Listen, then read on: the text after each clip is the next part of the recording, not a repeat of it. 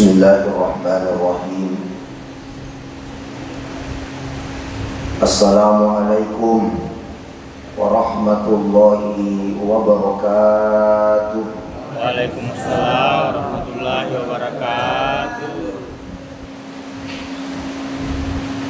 Alhamdulillah. Alhamdulillahilladzi an'ama 'alaina bi ni'matil iman wal islam. Wassalatu wassalamu ala asyrafil anbiya'i wal mursalin.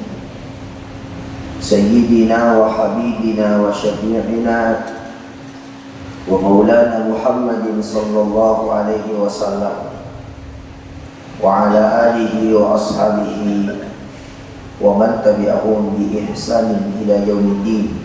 Amma ba'd. Hadirin wal hadirat sidang jamaah salat subuh yang dimuliakan dan dirahmati Allah Subhanahu wa taala. Rasulullah sallallahu alaihi wasallam ketika awal tiba di Madinah, bunga-bunga letuknya di Madinah ketika hijrahnya Rasulullah dari Makkah ke Madinah, maka yang pertama dipikirkan oleh Rasulullah itu adalah masjid. Maka masjid yang pertama dibangun oleh Rasulullah adalah Masjid Quba yang berada di Madinah.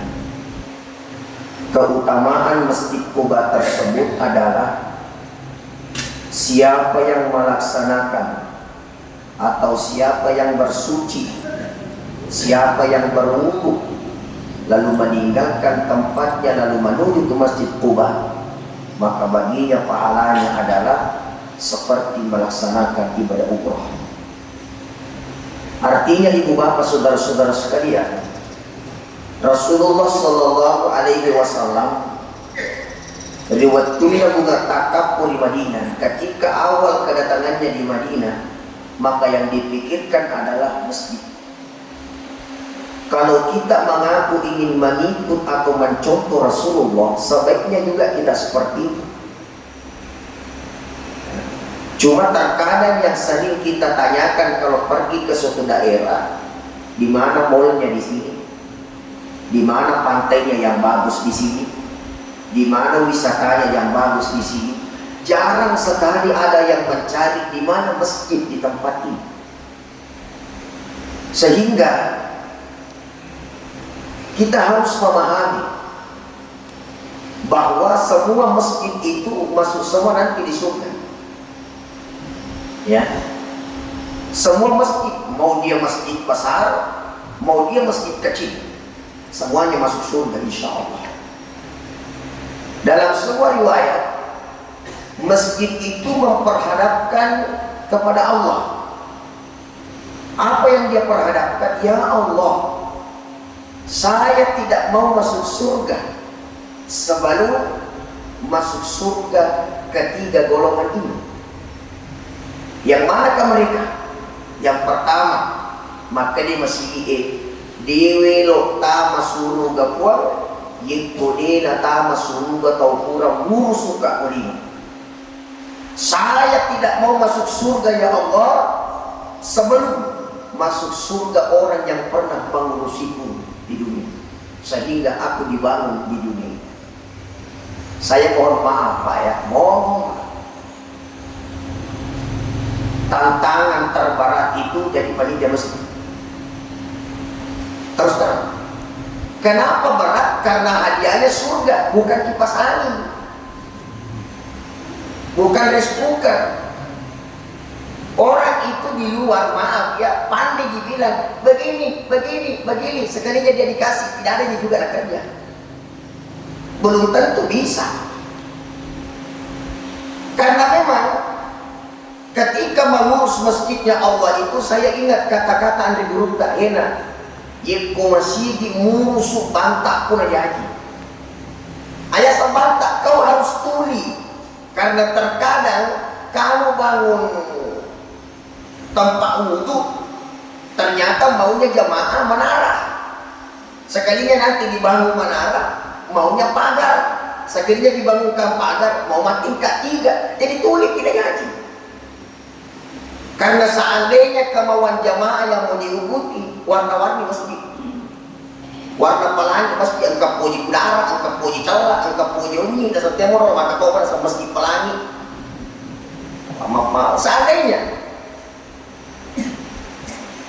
Seandainya katanya kau tidak bisu, maka engkau tidak bisa itu mengurus masjidnya Allah.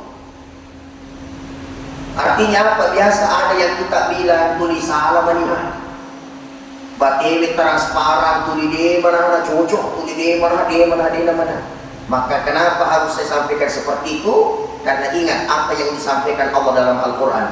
Innama ya'muru masajid Allah man amana billah. Tidak ada yang mau mengurusi masjid, tidak ada yang memikirkan masjid, tidak ada yang mau menjaga masjid kecuali mereka orang-orang beriman dan beriman kepada hari akhirat. Makanya saudara-saudaraku para pengurus, saya mohon maaf ya, Anda lillahi ta'ala, ikhlas karena Allah, karena surga menanti Anda.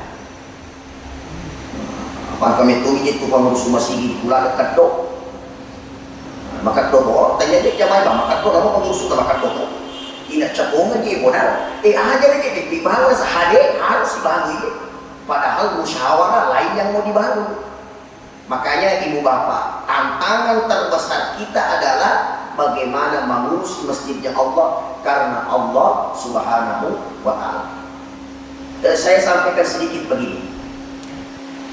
Ketika Nabi membangun Masjid Quba, ya, ketika Nabi membangun Masjid Quba, maka mereka para kaum munafik, ada juga yang tidak senang melihat Islam bersatu pada waktu itu, maka dia juga bangun masjid, namanya Masjid Dirar. Siapa yang memimpin? Abu Amir Ar-Rahimi. Yang kedua Abdullah bin Ubay bin Salul. Itulah yang memonopoli sehingga Masjid Dirar itu dibangun. Kenapa Masjid Dirar dibangun? Bukan untuk menyatukan Islam, tapi untuk memecah belah Islam pada waktu itu. Sehingga Allah Subhanahu wa Ta'ala menyampaikan kepada Nabi Muhammad, itu disampaikan dalam Al-Quran itu, wahai Muhammad, seandainya kalian mengerti dan memahami bahwa Masjid Dirar itu harus dihancurkan, maka masjid yang diperintahkan Allah langsung untuk dihancurkan adalah Masjid Ad-Dirar. Kenapa? Karena dibangun bukan untuk mempersatukan Islam, tapi dibangun itu karena hawa nafsu, ingin memecah belah Islam. Itulah sebabnya kenapa di dalam masjid kita dilarang untuk berkelahi, dilarang untuk saling benci-membenci. Jangan sampai seperti Masjid Dirar. Paham maksud saya? Itu jangan sampai. Saya lihat banyak sekali terjadi sekarang, Pak. Dia lupa bagaimana ini agama Allah diurus, bagaimana masjid Allah ini diurus. Sehingga ingat, di masjid itu ada aurah Nabi Muhammad SAW. Semua masjid itu ada aurah Nabi Muhammad SAW. Kita mau tahu sejarahnya, tentu. Nabi sebelum wafat itu berwasiat. Apa wasiatnya Nabi? Ketika aku wafat, wahai sahabatku, maka mandikan aku dengan air sumur Gos di Madinah. Jadi di Madinah itu ada sumur Gos, namanya air sumur Gos. Itulah yang dipakaikan untuk memandikan jenazah Rasulullah. Jadi jenazah Rasulullah itu tidak dimandikan dengan air Zam-Zam, tapi Nabi sendiri yang meminta, mandikan aku nanti dengan air sumur Gos. Ini pernah ditanyakan oleh ulama besar yang bernama Syekh Mutawalli Asy-Sya'rawi.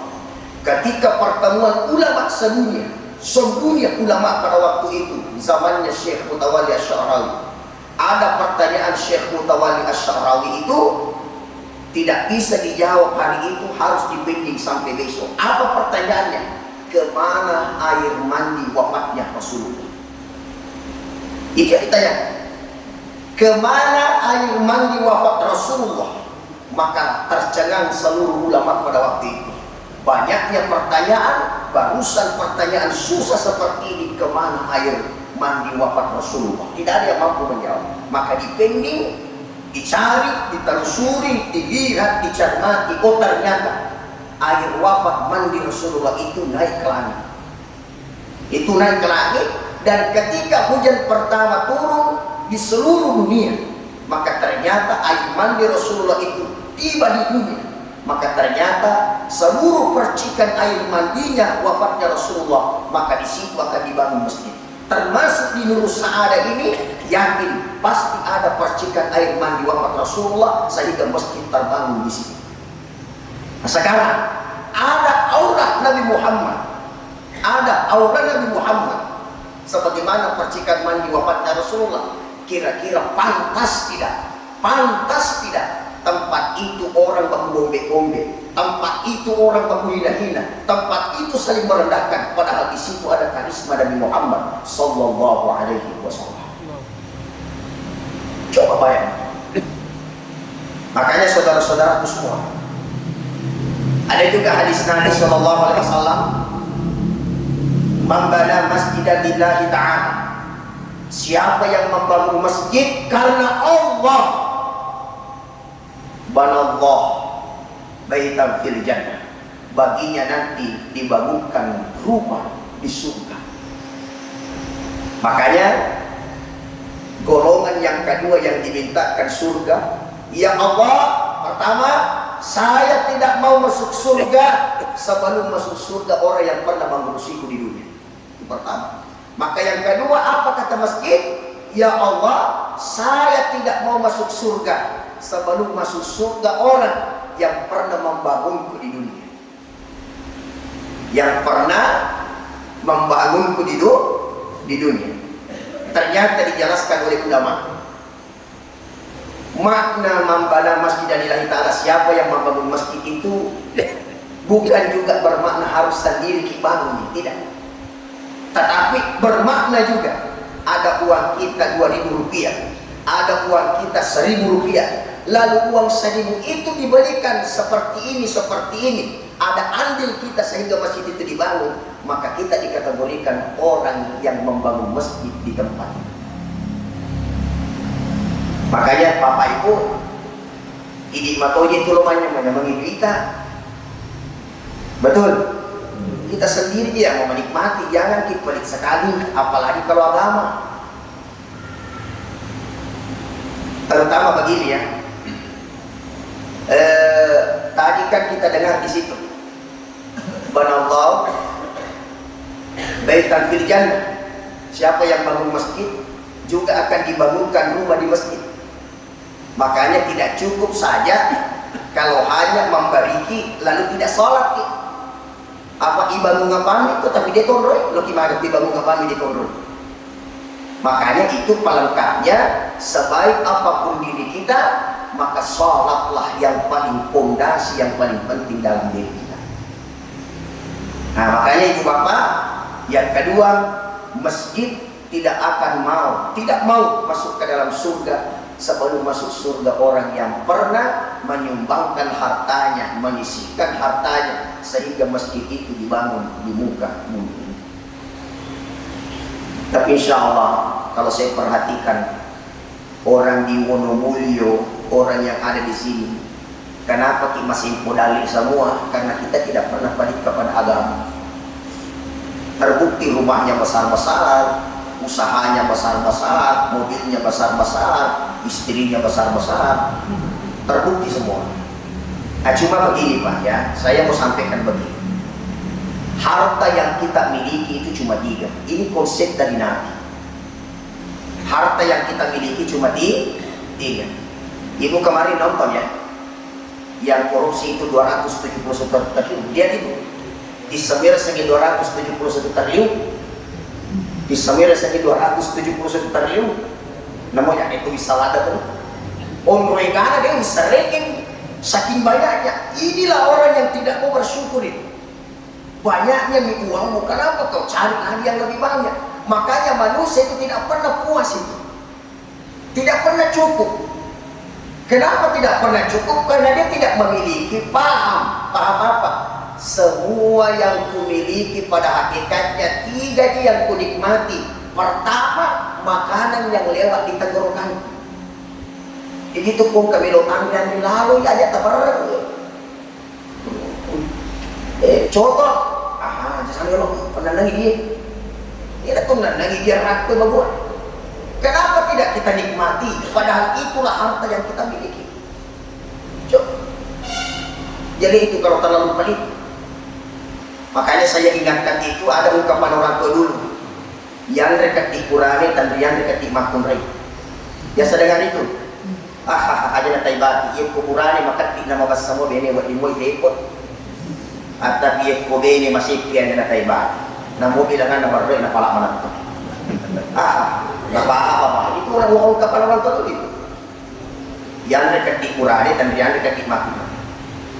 Yang kukurani maka di kami bene harga ya napasalin harga bisa dina dibita di harga. Jadi mega tuh keahlian itu makun rai aku membahas. Tapi aku misalkan makun rai masih kio menjadi debati terutama masih kio kumatuan dah. Tidak ada di begini di situ yang pelit sama mertuanya tidak ada. Insyaallah tidak ada yang mau mengaku. Jangan kita pelit sama mertua. Saya bilang istriku di rumah di Dekona perlu kamu hargai, ya kamu hargai ini tempat aku itu sudah lebih dari cukup. Itu sudah lebih dari cukup. Makanya ini penting saya sampaikan kepada kita. Anak ada dulu itu laki-laki naruto tongi bunga kure kanja. Kapag may purani na mo bating rumadong pito. Asli naman to magangari hindi na madietsin. Liwato na jeseke na mo bini na chauto. Apa yang terjadi? Yang terjadi adalah joki mapasa atau dia pergi di pasar itu.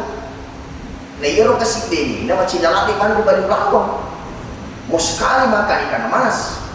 Nah bilang itu istrinya kak dedeng balik itu ikan emas di macina sekali kak makan. Tanya berapa harganya? Nah tanya berapa harganya ikan emas? 200.000 pak. Aduh, balikan dia. Apalagi bahasanya di sini itu balikan dia itu ada yang kecil itu banyak sekali tulangnya itu. Komali 21 itu pokoknya muta pato di mutu di pokoknya bocor. Iya. Ya pasti bene na sote macina lah dekat anak balik apa na balikan dia. Jadi mau tidak mau itulah dibalik. Sekalinya sampai di rumah na batin na turuni na nasuni na tapan alhamdulillah. Maka dia rokok makan di nanda laki na dia makan itu suaminya nanda buku. Nanda buku nero buku na tu balikan dia ini kalau ada tu onro bahayanya buku maganda din mulai mana lah. Tidak bisa bicara, ngapain? Mantasin. Apa nih kalau begitu? Itu jangan terlalu pelit. Sebenarnya itu ketika kita pelit merugikan diri sendiri. Makanya itu pak, orang apabila ketemu sesamanya itu nyambung. Contoh Pak Desa ketemu Pak Desa enak sekali itu bicara. Enak itu. Ustaz ketemu Ustaz enak sekali percakapannya itu. Polisi ketemu polisi enak sekali percakapannya itu. Padahal kasih itu padahal enak sekali percakapannya. Tapi tahu kan di semua tempat di dia kalau saya untuk. Angkat ketokan di losi untuk padahal. Itu tuh melo. Coba ini. Itu maka jangan pelit. Termasuk senyuman. Jadi mau coba cabai, ketunjuk untuk namun coba di itu soli. Termasuk senyuman ya. Kalau kau tidak mampu memberi harta kepada orang, kau tidak mampu bersedekah kepada orang, minimal kau senyuman kepada orang. Ya ini sekalinya itu nada diri ibu tuh, lagi bawa lagi, nada ibu kan, dibawa di rumah sakit, bawa rumah sakit Mamuju, angkat tangan rumah sakit Mamuju. Parah ini, parah harus dirujuk ke Makassar. Sampai di Makassar, angkat tangan juga rumah sakit Makassar. Harus dirujuk ke Singapura. Ternyata berapa biayanya? 250 juta. Dan nanti tidak 200 tak boleh bawa 250 juta.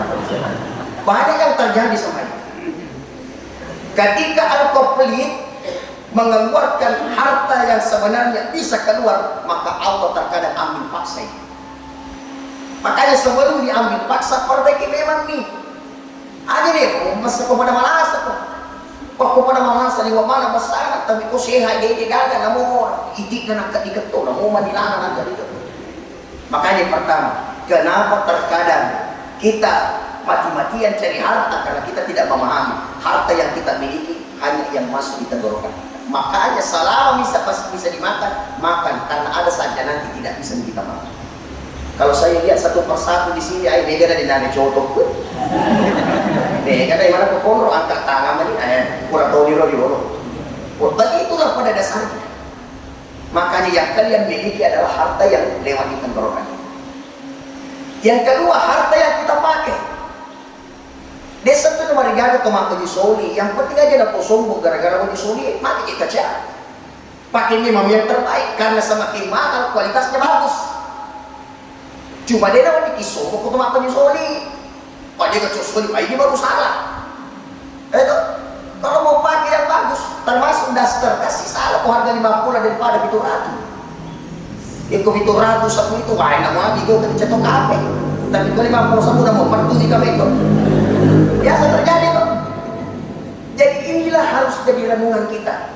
Selama kita hidup pakai yang terbaik. Tapi ingat, yaitu angkana wajib tak kita pakai, cari orang yang bisa memakainya. Aja nih taruh bakul sama ini pak gijiran apa ini pakai. Termasuk mana ibu-ibu ini. Kau dia tak pakai, alami tahu gitu kau belok mak bebe. Konsepnya begini, jangan cari orang jauh, tapi cari dulu orang terdekat.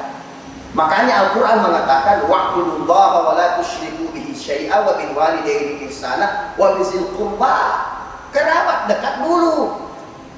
Kau tahu mak bebe jolong kaleng, apa dia mana dia nurena, dia mana dia sapi sana, dia mana dia sesuatu itu pokok itu. Angkat orang sana nure dia pengertian sapi saat itu pengertian, nure dia tu pengertian. Sehingga mereka juga kembali kita lagi apa dia mau hargai kita jadi poda. Si runtuh si saja, nure namu si runtuh. Dia bayangkan. Jadi itu kota belok mak bebe begini bu. Itu kalau kita mau memberi telusuri dulu, maka sinar itu pas sampah aja. Jadi itulah baiknya kalau orang sholat. Kita jadi perhitungan orang. Ale banir, woi pas sampahnya. Aja mulai midas tadi, udah baca memang gosip. Kan biasa begitu. Aja mesti dipikir, udah pakai amus mak gago makanan lain. Jadi orang yang berakhlak itu selalu ada rezekinya. Selalu ada rezekinya. Makanya ibu bapak saudara-saudaraku, baju yang ada di rumah 40 hari saja tidak kita pakai, itu dipertanggungjawabkan di akhirat. Itu dipertanggungjawabkan di akhirat. Makanya jangan sibuk koleksi ini, koleksi itu, koleksi ini, koleksi itu. Ya kawan ini ya sedekah ini supaya hisabnya tidak besar nanti di akhirat. Man rasa pak baju baru rasa akad tuh. Yang ketiga, ini pokoknya harta yang kita miliki adalah yang kita sedekah.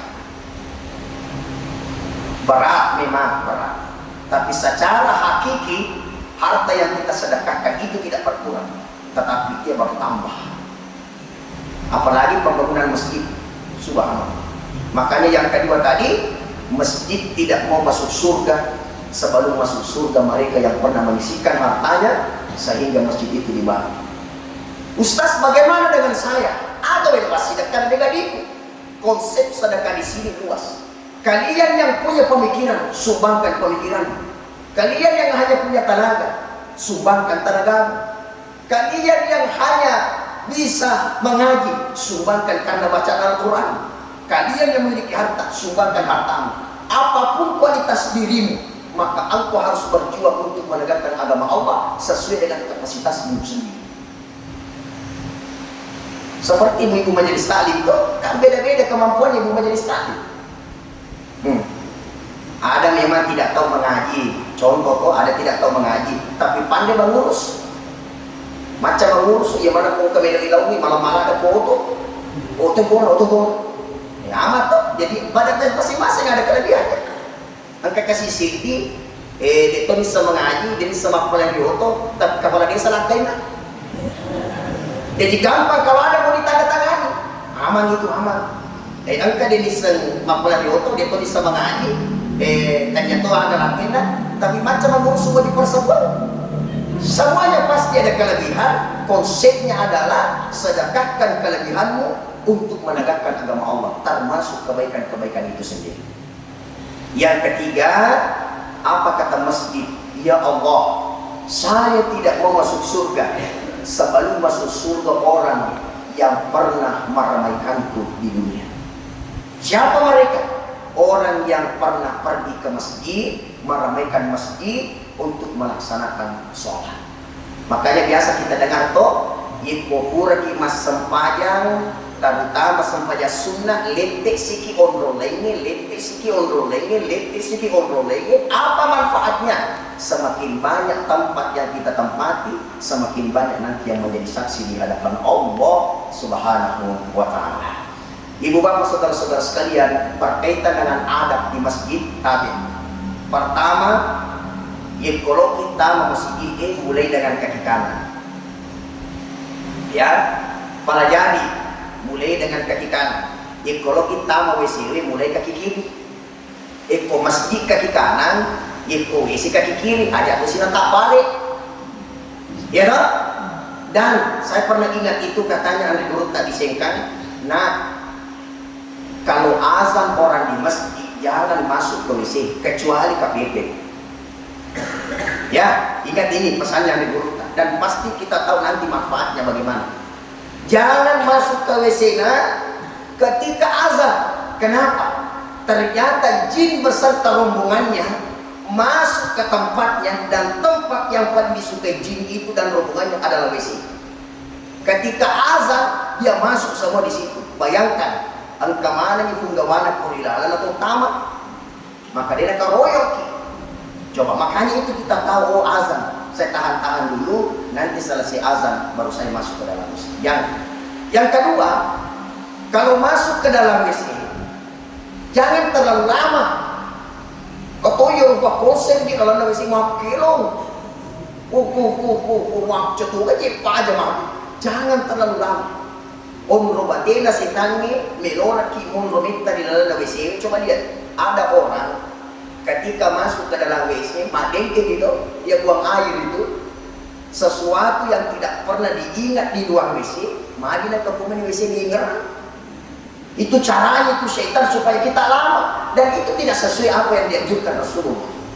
Dan yang ketiga, kalau masuk ke dalam WC, tutup kepala, ditumpuk lutang, handuki, lipaki, bahkan kalau tidak ada yang bisa kita tutupkan, maka tutup pakai tangan begini. Kenapa? Karena masuk ke dalam WC jangan sampai dikencingi kepala. Banyak orang palupa, pokok napa? Tak kalau lupa, mamotor jauh ke masjid malah dan isu, lalu malah motor lesu kurang, motor malu ini, asik belanja di pasar, lesu jadi nama tidur nanti dibeli nama sarai ke pasar. Itu faktor, itu terkadang itu jadi masalah. Kaja masuk ke WC, tutup kepala. Kalau tidak mampu menutupnya dengan kain, minimal kalian tutup dengan tangan supaya syaitan tidak mengunci kepala. Itu makanya WC. Sekarang dalam masjid, kota makin masjid, tabe. Pertama, ajak tadangkan di dalam masjid. Jangan menjual dalam masjid, itu tidak boleh. Kota euro, syanu sikoi juta, kursa di makologi. Biasa ada begitu toh.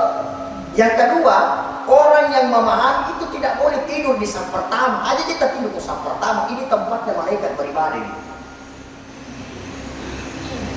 Ada? Ayo kata ya ke saf pertama. Maka ciri-ciri aja begitu.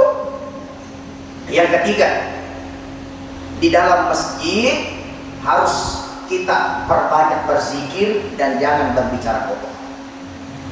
Jangan biasakan berbicara yang tidak bermanfaat di dalam masjid. Ibu bapak saudara-saudara sekalian, mungkin inilah yang sempat saya sampaikan.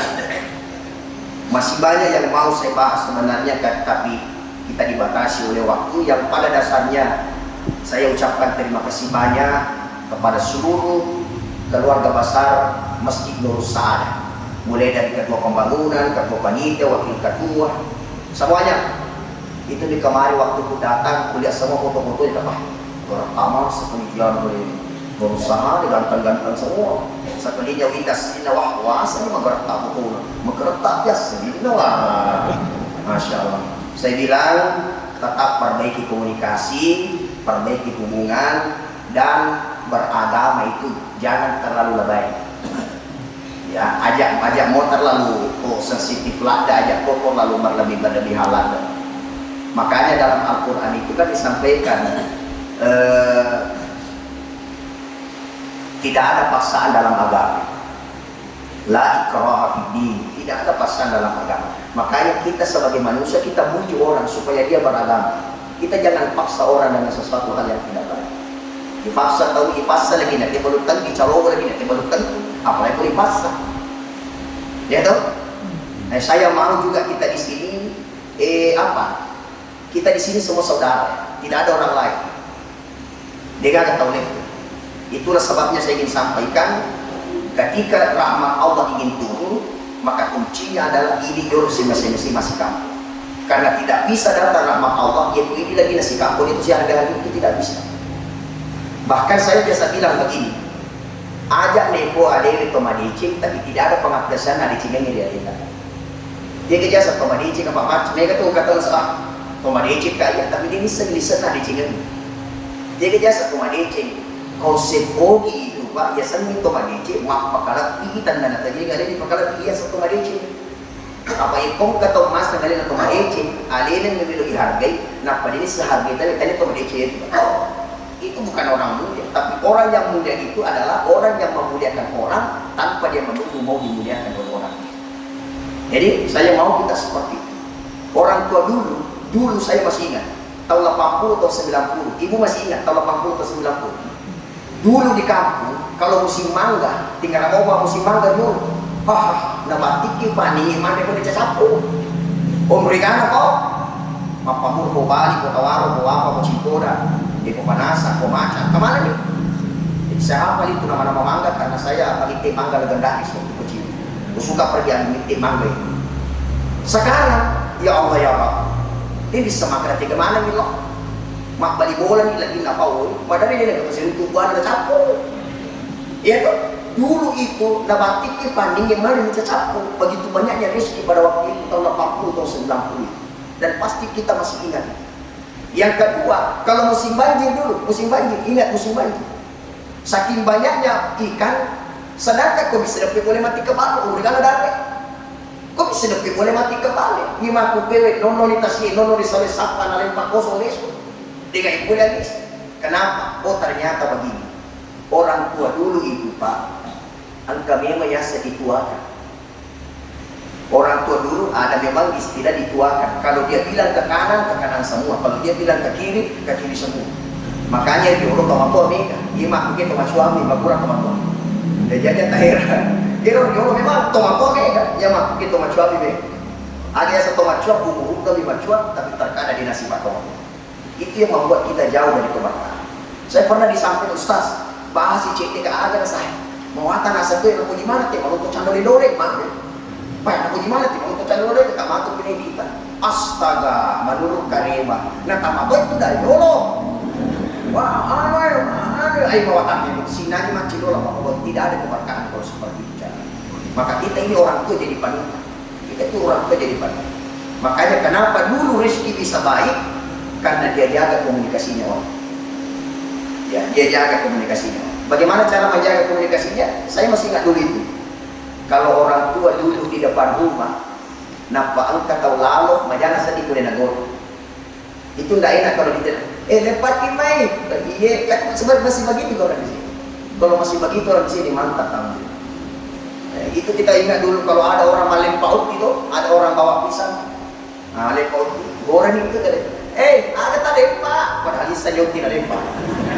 Kita berteriak tuh, apa tak bawa? Ya pisang. Padahal kita sudah tahu pisang bawa. Orang tua dulu begitu tuh. Isa jauh. Coba ya. Nah, setelah itu, ye oti. Nah, bilang ini yang berteriak, alhamdulillah. Tuh malampis sudah surah, memadi-madi masih pudali kalau mau itu ngelatari jamaah-jamaah.